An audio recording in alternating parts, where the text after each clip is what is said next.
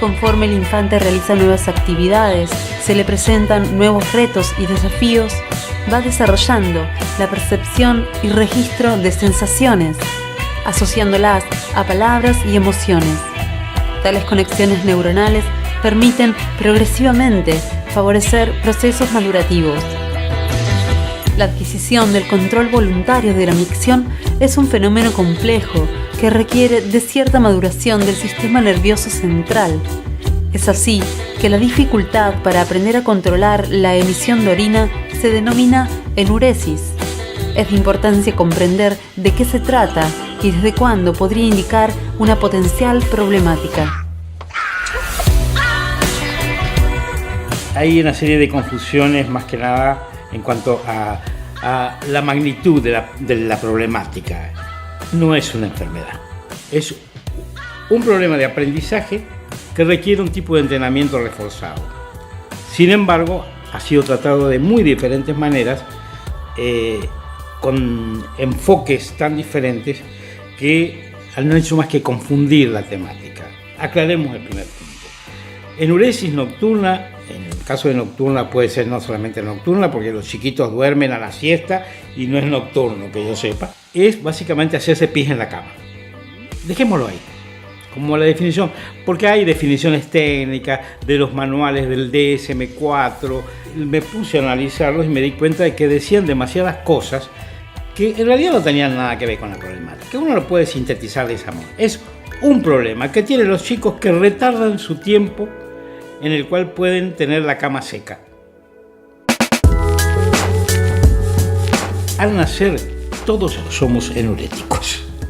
A partir de cierto momento, se empieza a aprender durante la vigilia, durante el momento que estamos despiertos, a controlar en ciertos momentos. Es un aprendizaje muy difícil, pero al nacer todos lo somos. Y hay una curva estudiada por ejemplo, la que presenta el libro de Jay sobre terapias de comportamiento, en la cual muestra más o menos que a cierta edad empieza cada vez a haber menos, pero alrededor del año y medio, los 2 años, los chicos empiezan a dejar los pañales. Algunos los dejan mucho más prematuramente, son más precoces, otros demoran un poco más, y la preocupación empieza en los padres alrededor de los 3 años, lo cual me parece exagerado. Cuando yo recibía en consulta padres que venían preocupados por decir, pero el chiquito ya tiene 3 años y todavía se hace pis en la cama, porque es la segunda etapa. La primera etapa es dejar de hacerse pis, o sea, poder controlar en el momento que además tiene un valor adaptativo, ¿sí?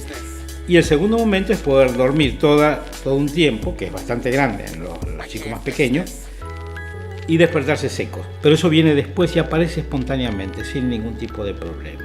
Por lo general, cuando vienen con la problemática alrededor de los 3 años, yo suelo decirles, espere un poquito. Espere que hacia los 3 y medio, 4, ya es hora de empezar a tomar alguna medida, pero mientras tanto déjelo. La continencia urinaria comprende una serie de habilidades adquiridas secuencialmente, por lo que se relaciona directamente con la madurez neurológica de cada infante, desde procesos singulares. Es un importante aprendizaje de autocontrol digno de respeto, que también involucra diversos factores asociados y aspectos relacionados a su entorno cercano. Es una forma de incontinencia y es normal porque tenemos mucha incontinencia. A veces tenemos incontinencia verbal. Empezamos a hablar y decimos lo que no queremos decir. Bueno, cuando uno no consigue detener algo que quiere, es una incontinencia.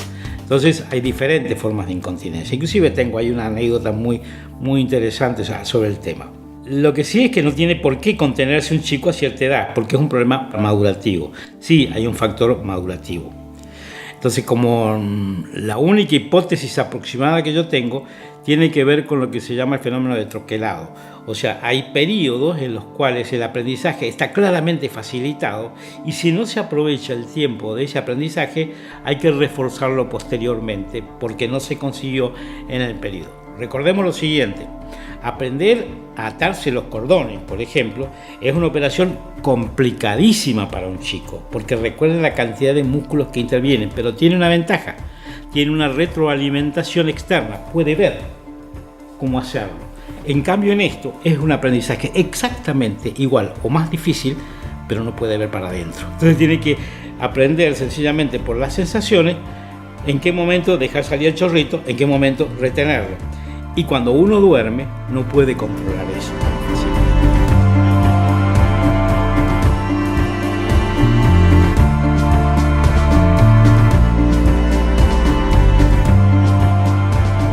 Si en un momento determinado leo un trabajo de investigación muy interesante de dos psicólogos norteamericanos, una pareja, Kimmel y Kimmel, en la cual ellos habían observado que los chiquitos que iban de diferentes edades, hicieron un grupo comparado con otro que iban más frecuentemente a orinar durante el día, en vigilia.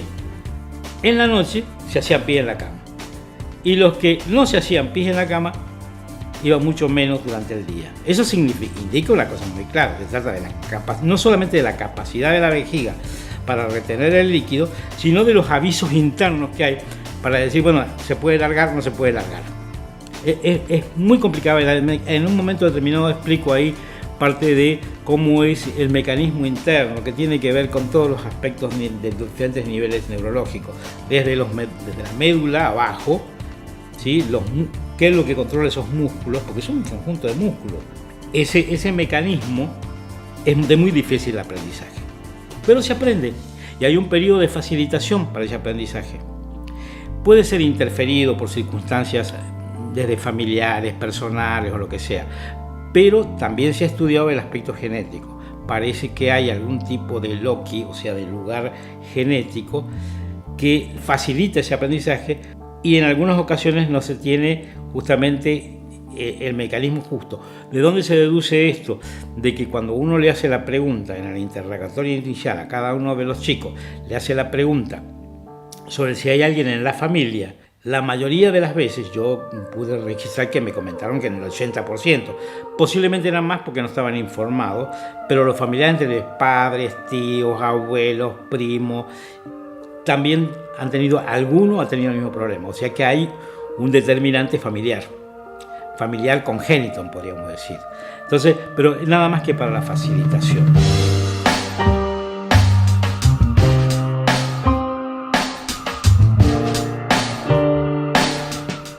El punto de vista de la salud no es más que una molestia que puede traer una cantidad de problemas familiares, de incomodidad del chico. Hay más o menos relato, básicamente, las cosas a las que pueden ser sometidos los chicos de cierta edad que todavía se hacen pie en la cama a los 6, 7, 8, hasta 12 años, que es más o menos común. Los pediatras a veces se ven medio forzados a aplicar metodologías de tipo farmacológicas que no cuadran necesariamente, que no son más que un negocio. Hay tratamientos larguísimos en los cuales se supone que la cuestión puede ser simbólica y tener cuestiones, otros que son más familiaristas en el sentido de que, bueno, puede haber un problema en las dinámicas o los cambios. En la investigación que yo realicé sobre una cantidad de casos que después en todo caso te voy a decir, no encontré nada de eso, ¿sí?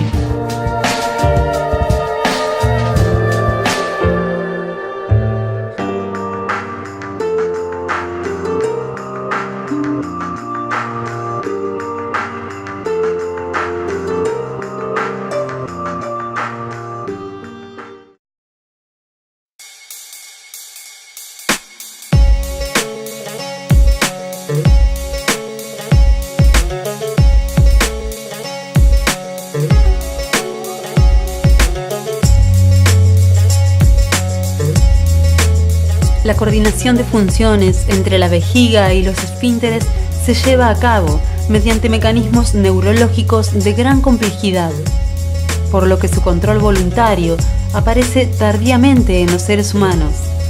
La continencia urinaria nocturna, por lo general, es difícil de conseguir. Tal demora circunstancial para el aprendizaje del control de la micción durante el sueño, llamada clínicamente enuresis nocturna, ha sido abordado desde una investigación semi-experimental a lo largo de 3 años, generando un protocolo de actuación. ¿En qué consistió tal investigación y cuáles son los principales aspectos que reúne el protocolo? La mayoría de los casos más o menos se concentraban alrededor de entre los 4 o 5 hasta los 12.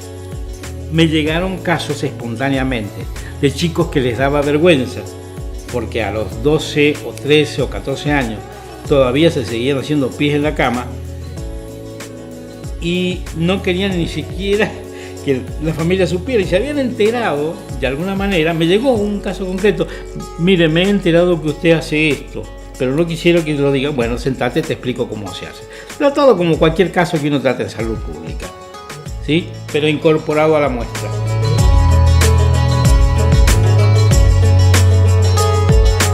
Estos 2 psicólogos habían estudiado eso, y como para reforzar la investigación habían tomado chicos a los cuales les habían pedido que retuvieran durante la vigilia, durante el día, las ganas de hacer pis durante un tiempo determinado. Habían encontrado que después dejaban de hacerse pis en un lapso demasiado breve como para considerarlo una casualidad. Entonces, eso a mí me llevó a pensar que eso era una técnica, y la seguí aplicando durante años con buen resultado. Y de repente me pongo a investigar y me doy cuenta: no, esto no fue una técnica, esto fue básicamente una investigación y nada más.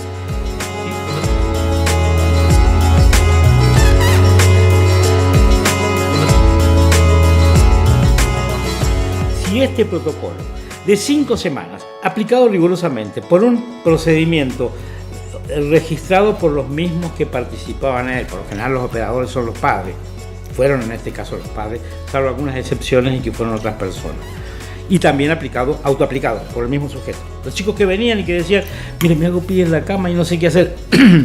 Mira, agarra esta planilla, la llenas así, pero tenés que seguir este procedimiento durante el día muy riguroso, ¿sí? ¿En qué consiste la técnica? Es muy sencilla. Es en el retardo progresivo de el tiempo en que uno tiene la sensación de querer ir a orinar y el momento en que efectivamente va y lo hace. Entonces se va creciendo de 10, 15, 20 minutos, tiempos en los cuales se van alargando, y al finalizar terminamos aguantando más de 2 horas, lo cual no es dificultoso, porque los chicos juegan y se olvidan muchas veces, y se hacen pis porque se olvidan, están muy entretenidos en lo que hacen. En cambio, cuando uno lo va llevando progresivamente de día a día, o sea, hay una condición fundamental: tiene que ser todas las veces durante el día, y en la noche olvidarse.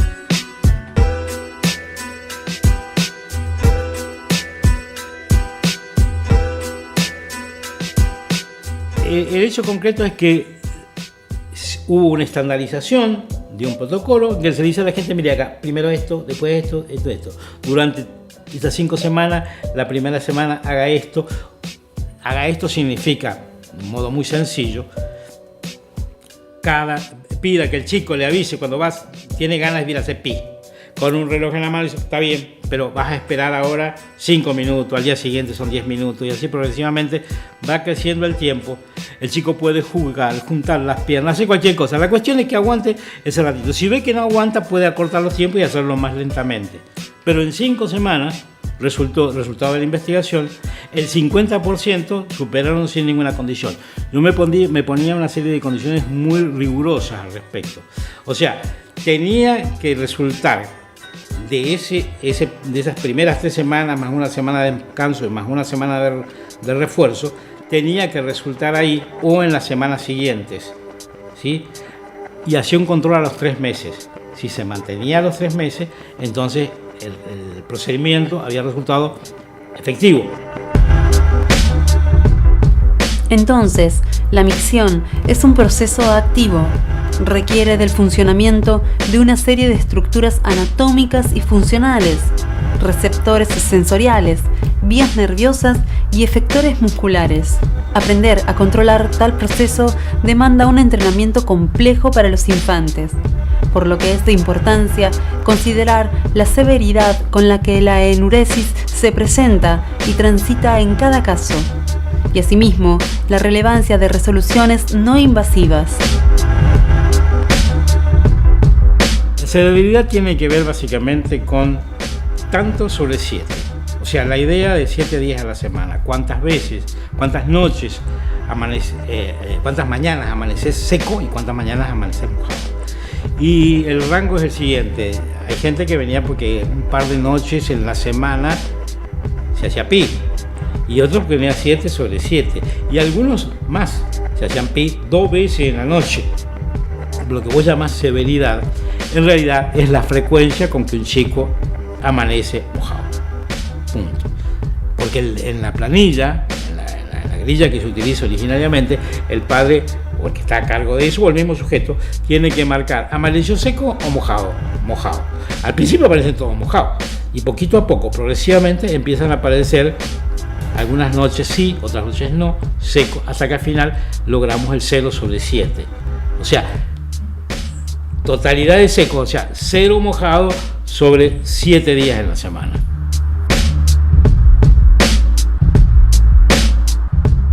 Con recursos tan sencillos como estos, que no apelan a largos tratamientos, que no lo consideran una enfermedad, sino como un problema a superar, que posiblemente tenga algún determinante congénito, aunque no es el único determinante, y que tampoco requiera de medicamento, y podemos hablar un par de minutos sobre ese tema porque me interesa particularmente.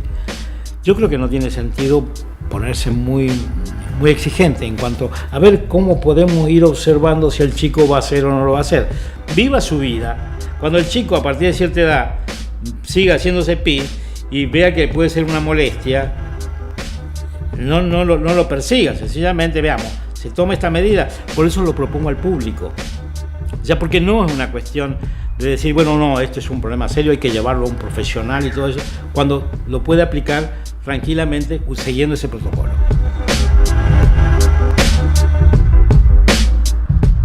Estamos enfrentando una serie de dificultades muy serias por el tema de la medicalización. Ya, no tengo por qué cuestionar la medicalización, tenemos una cantidad de recursos farmacológicos en este momento que son excelentes, pero también hay un enorme negocio y a los pediatras en particular a veces no les dejan más remedio que recurrir a lo que trae un visitador médico. Hay un producto que se utiliza particularmente que es un antidiurético.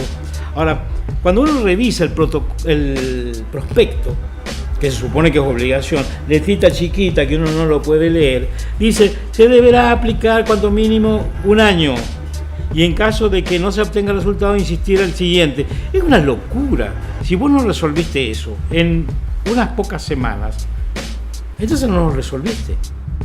Si se trata de cuadros especiales, de alguna patología que no tiene nada que ver con esto, porque esto es un problema de aprendizaje, pueden haber patologías más graves que también tengan entre los componentes, en ese caso no me voy a meter.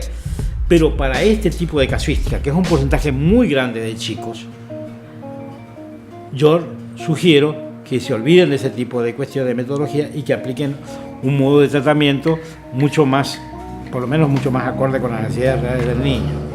Y sí, tiene consecuencias durante todo ese tiempo, tiene consecuencias familiares porque es una irritabilidad. Yo no estoy pensando en este momento en el señor este que me comentó el otro día, bajando las escaleras con el chico para llevarlo a ese pie y me quebré un tobillo. Ya es una consecuencia, claro, no puedo considerar que es directa, pero también es cierto que un chiquito que se hace pie en la cama no se siente bien, y ya es motivo suficiente como para que hagamos algo. En tanto, se entiende que la enuresis nocturna es un obstáculo superable y que la edad de adquisición del control del esfínter urinario es individualmente variable, resulta de suma importancia el acompañamiento y comprensión por parte del entorno cercano y ámbito familiar. Y en tal sentido, es relevante brindar algunas recomendaciones propuestas acerca de posturas y o actitudes no recomendables ante tales situaciones. Una de las cosas que no se deben hacer es esa vieja costumbre que tenían como de responsabilizar al chico. Tendrás que lavar tu sábana, andá y lavarla. Es una cosa espantosa. Aparte de gritarle, a los chicos no hay que gritarles nunca. No hablemos ni de pegarle, que no se le debe pegar jamás. No importa lo que digan los padres, no, porque es permisividad, así es como tiene que ser. es una niñez feliz. Sencillamente entender que se trata de un poquito de ayuda. Una de las cosas que yo hacía en las primeras épocas, que después con la aparición de los celulares fue innecesario, era decirle, mire, cómprele un reloj de juguete, no de juguete, sino un reloj barato, ¿sí? Y dígale, te lo vas a quedar, te lo voy a regalar, pues es un problema de motivación. En el momento en que vos vayas cumpliendo eso de aguantar un poquito cada vez más. Hay otros problemitas que aparecen, como el tema del manejo de los límites, por ejemplo, porque hay algunos casos en los cuales el chico no tiene ganas de controlar, se acabó. Hasta que alguien le dice, no quiero que te hagas pi, porque no solamente en la cama, sino en general.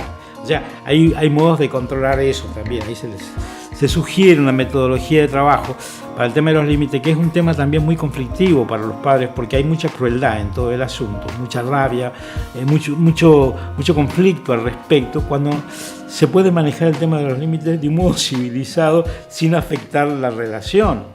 La frase común es de algunas madres, ¿por qué me haces esto? No tiene mucho sentido todo eso, ¿sí? O sea,